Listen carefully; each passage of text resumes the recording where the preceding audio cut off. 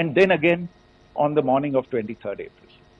And it is perhaps only after the full gravity of the incident was realized by its masters and handlers across the border that it was managed to back off from this claim. Obviously, that retraction doesn't convince anybody. तीसरी चीज जो मैं आपसे कहना चाह रहा था, और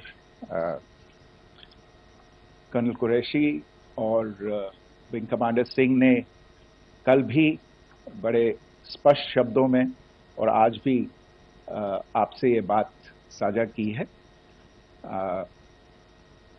जो भारतीय रिस्पॉन्स है वो नॉन एस्केलेटरी है, प्रिसाइज है, सटीक है, मेजर्ड है और कंसिडर्ड है।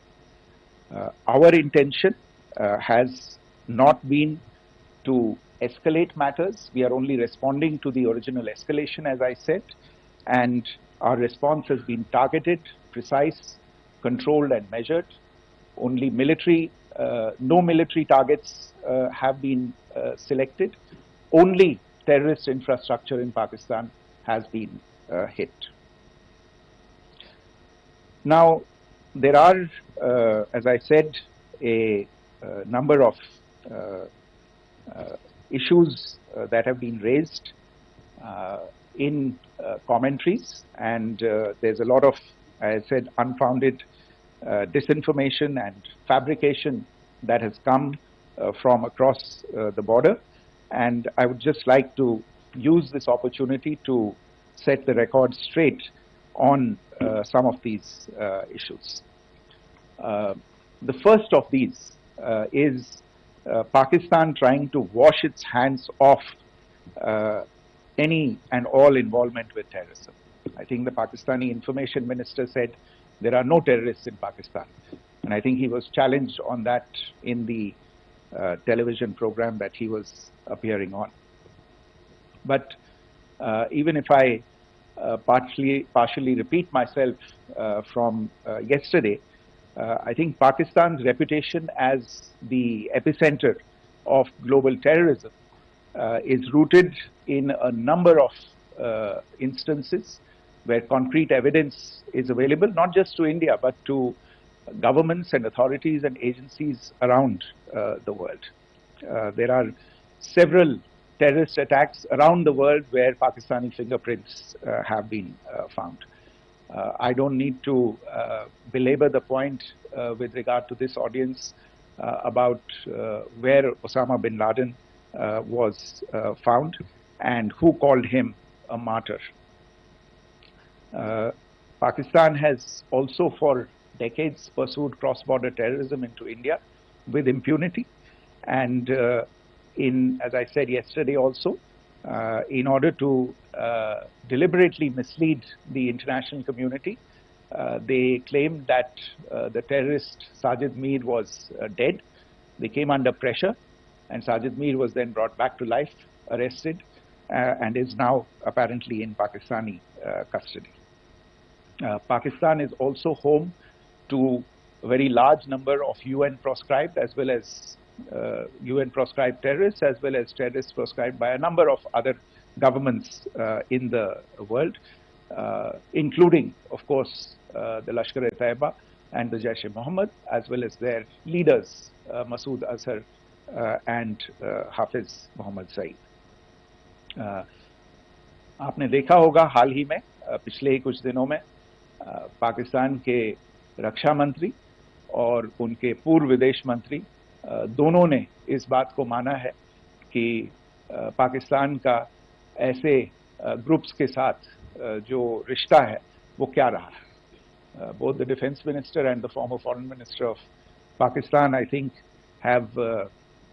they've done a more eloquent job of this than I could ever do in terms of describing their country's implication in international terrorism and their involvement in housing these kinds of groups. दूसरा जो विषय है वो है पाकिस्तान का जो एक दावा है कि एक इंटरनेशनल impartial investigation होना चाहिए, एक joint investigative committee होनी चाहिए. These calls for jointly investigating this heinous and barbaric attack in Pahalgam. Again, I think you know the history well on this. You know the track record well, and it is not a bright track record insofar as Pakistan is concerned. In fact, in the pursuit of justice for the victims of multiple terrorist attacks, whether it be Mumbai in 2008, in Pathankot in 2016, or many others. But in particular for these two attacks, India had offered to cooperate. India provided forensic evidence and urged Pakistan to bring the perpetrators of these attacks to justice. We, in particular with regard to the Mumbai attacks of 2008, where a Pakistani Lashkar-e-Taiba terrorist was captured alive, India provided extensive information and evidence related to the involvement of Pakistani terrorists in this attack.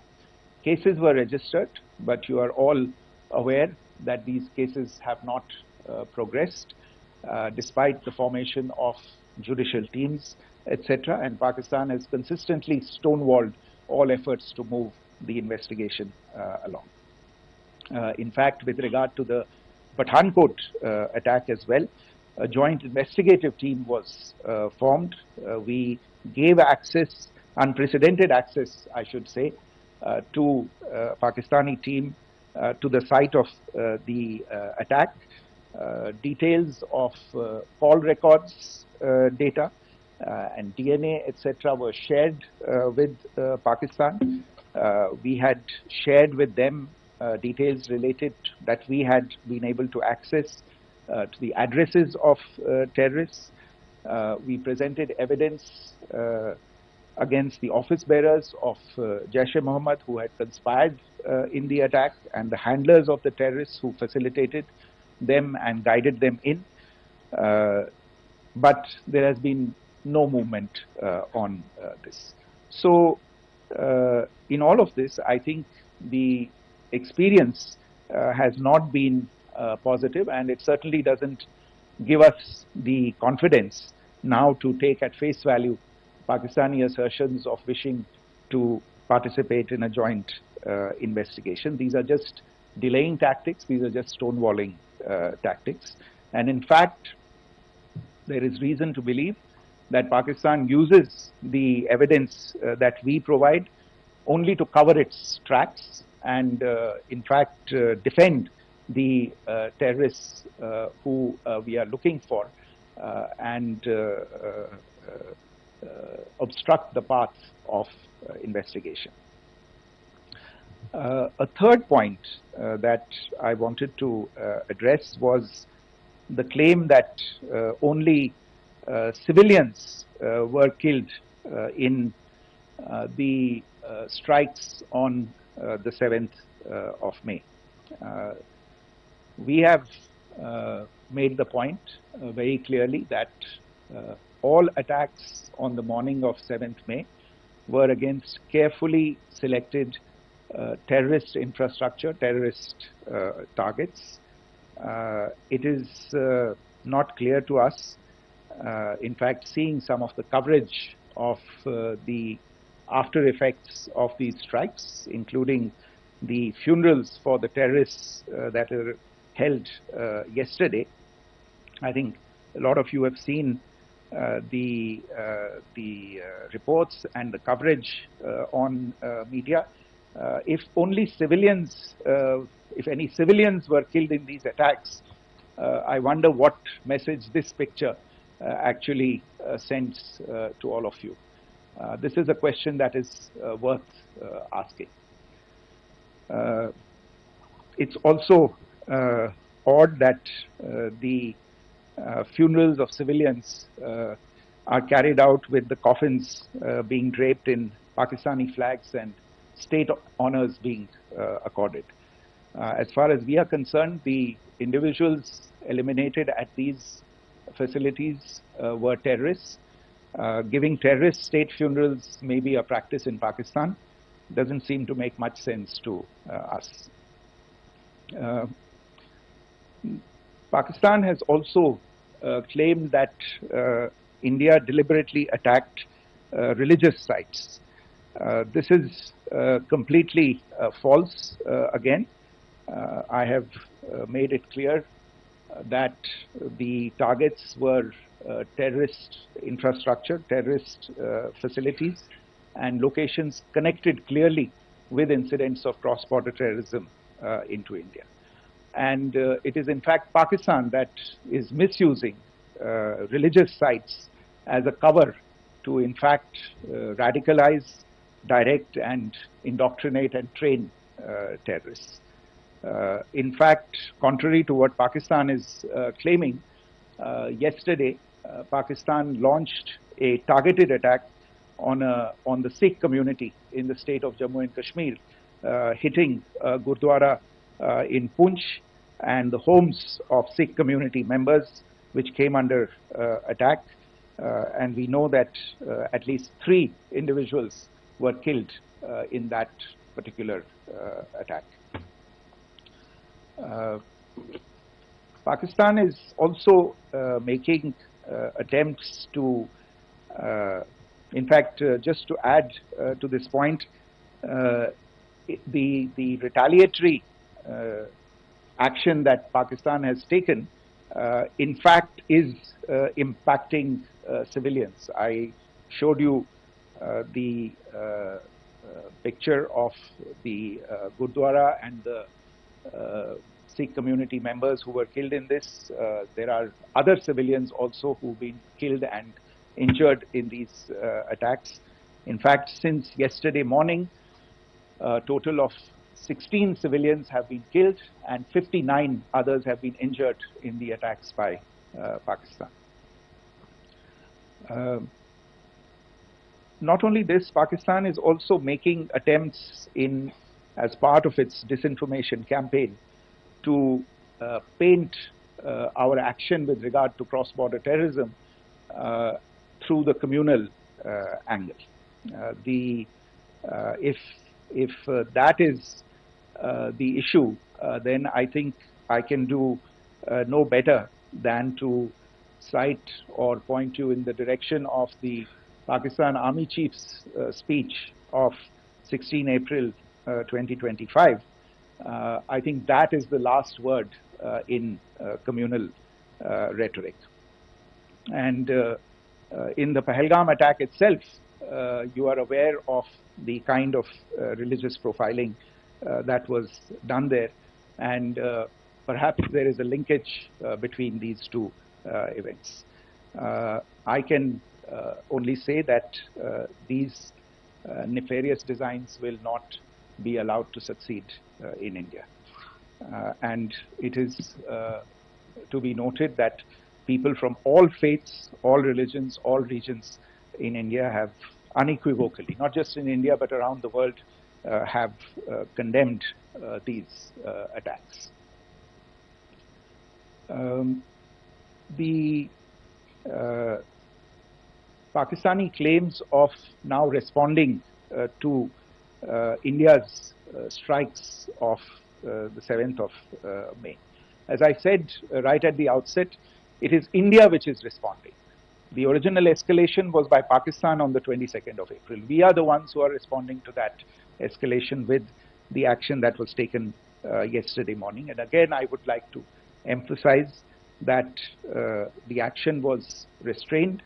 It was directed towards non-civilian, non-military targets and confined to terrorist camps. And again, as we have been saying since yesterday, any further action by Pakistan, some of which we are seeing today, is nothing but escalation by Pakistan now, once again, and will be responded to and is being responded to appropriately.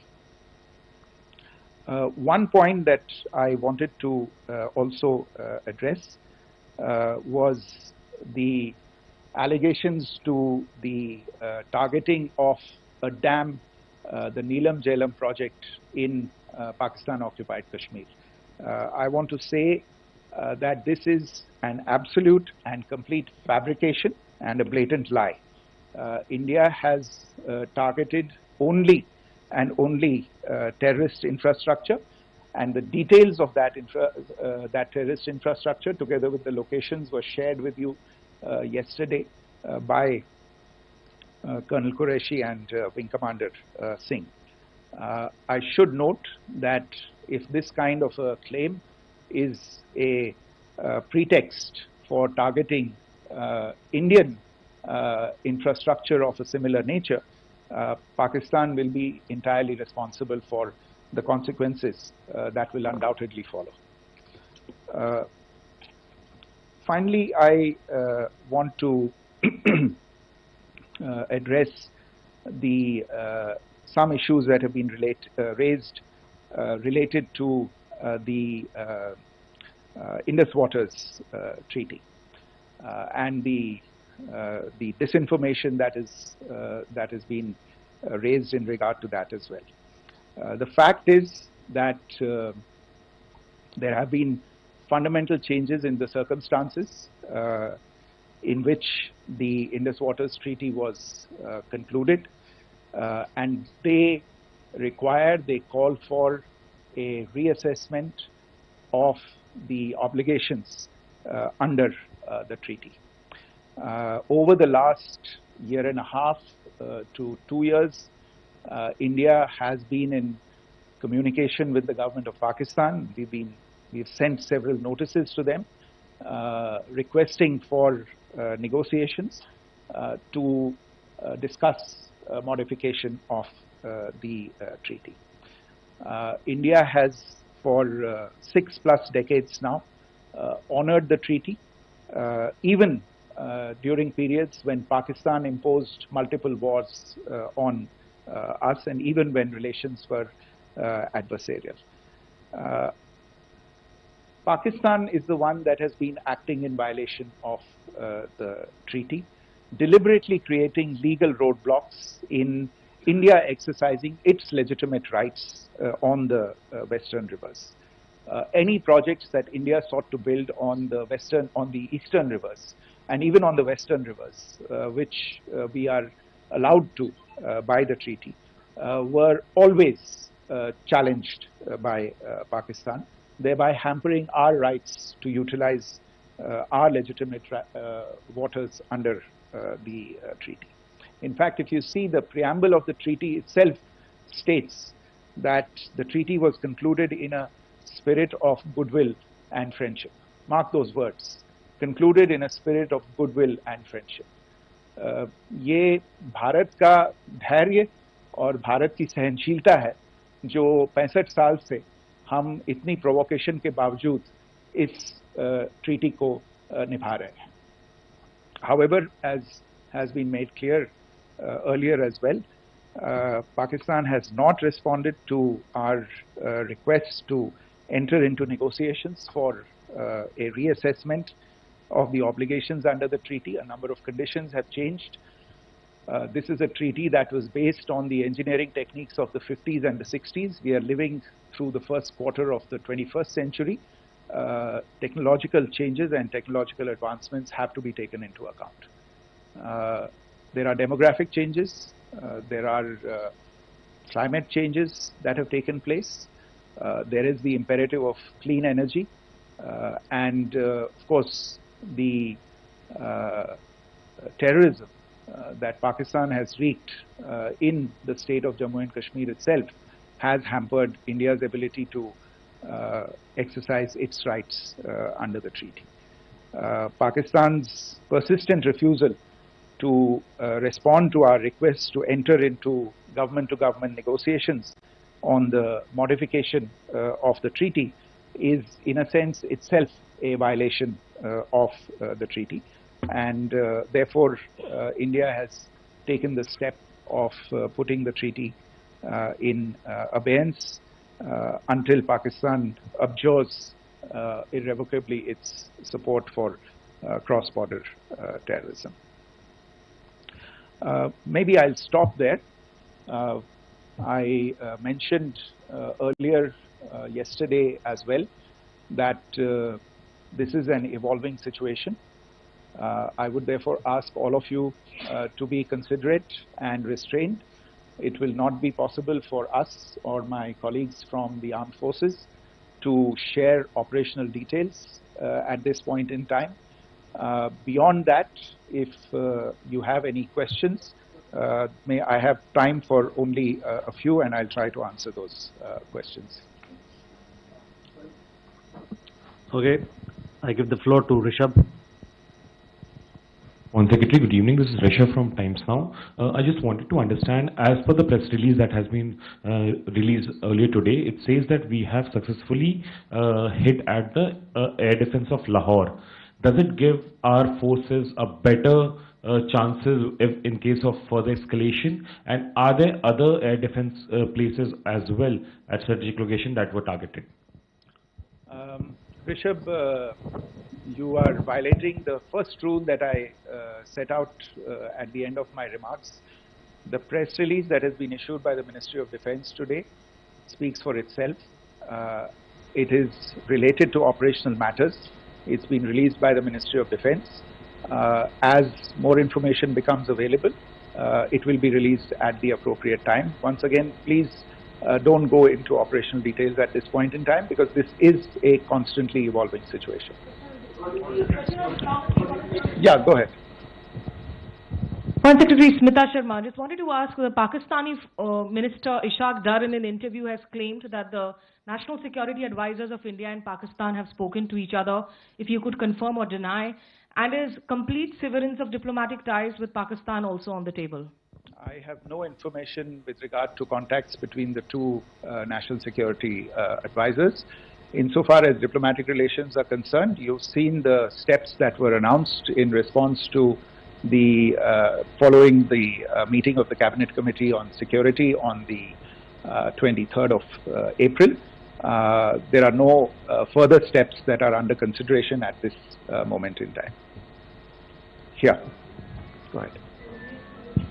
Foreign secretary, मेरा नाम मनीष है, मैं TV9 Bharatvarsh से हूं, और आपने खुद ही बताया कि कितना मिस इन्फॉर्मेशन क्रॉस बॉर्डर से आ रहा है, बल्कि ऐसा लग रहा है जैसे पाकिस्तान के प्राइम मिनिस्टर और डिफेंस मिनिस्टर तक भी प्रोपेगेंडा करने में मिस इन्फॉर्मेशन में आ गए हैं।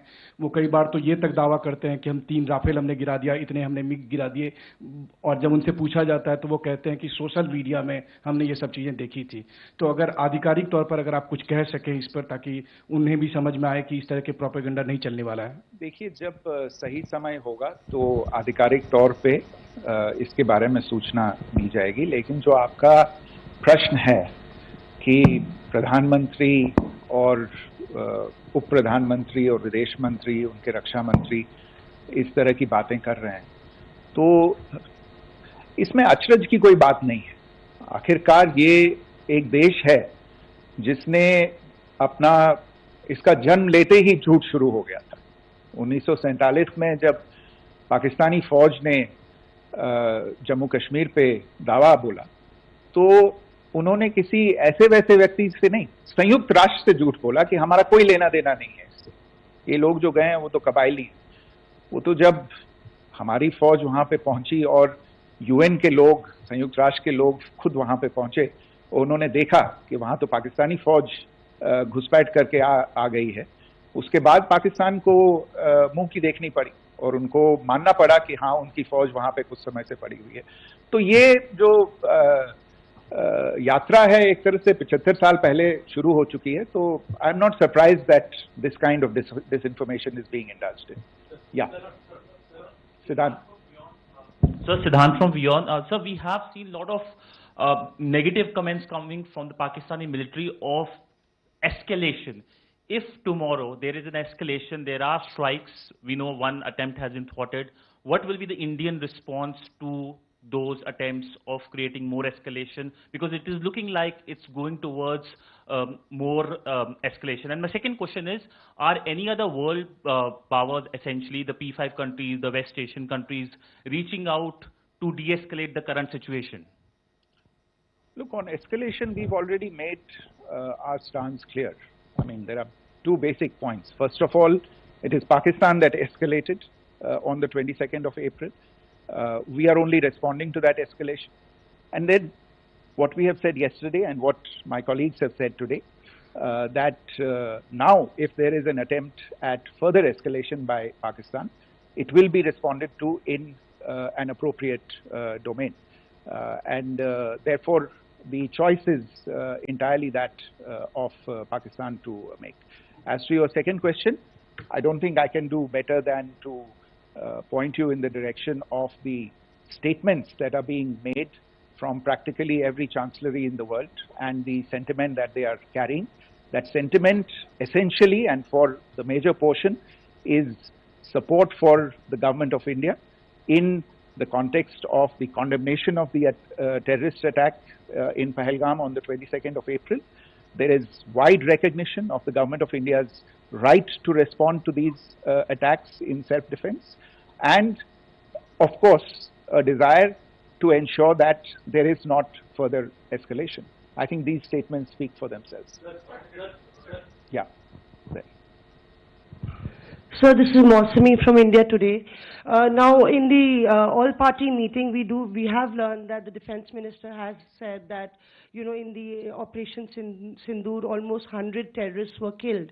Would we have any details about what is the number like, and also about if there were any big faces, masterminds, terrorist masterminds who were in fact killed? There is also a report that Masood Azhar's family's 10 members have been killed, and Rauf Asghar, who was actually the mastermind of Pulwama, he's also been badly, severely injured. I don't have information at this point in time to share with you on these issues. But as I said, I think, you know, there is so much information out there on television, in the news media, in social media, that it sometimes looks like a long time has passed since this. Please understand that slightly over 36 hours only have passed since this operation was undertaken. Let us have some patience. Information will come out and will be shared in due time. Shruti. Thank you, Foreign Secretary. Shruti Ranjan from Bloomberg. Sir, could you give us any understanding whether India has moved the IMF or the World Bank to kind of, you know, sensitize them about the the bailout that Pakistan has, and, you know, the kind of stuff that the Pakistan government is doing? Look, we have an executive director at the IMF. Tomorrow there is a meeting of the board of the IMF, and I'm sure that our executive director will put forward India's position. The decisions of the board are a different matter. You know the process through which they are made. But I think the case with regard to Pakistan should be self-evident to those people who generously open their pockets to bail out this country. And since you are from Bloomberg, I think you would have the data on how many IMF bailout programs have been, very good, thank you, have been sanctioned in the space of the last 3 decades. And I think you would also have an idea of how many of those programs have actually reached successful conclusion. Probably not many. So I think this is a decision that board members have to take by looking deep within themselves and looking at the facts. So we can, one last question, sir. Sure. One last question.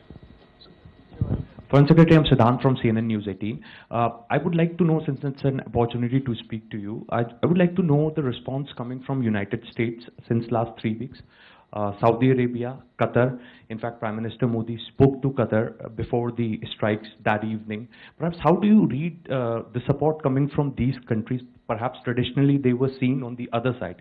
This time around, their statements are strong worded. In fact, India-Saudi joint statement also had a very strong condemnation, strong worded condemnation. United States at all levels have condemned the attack and have extended support.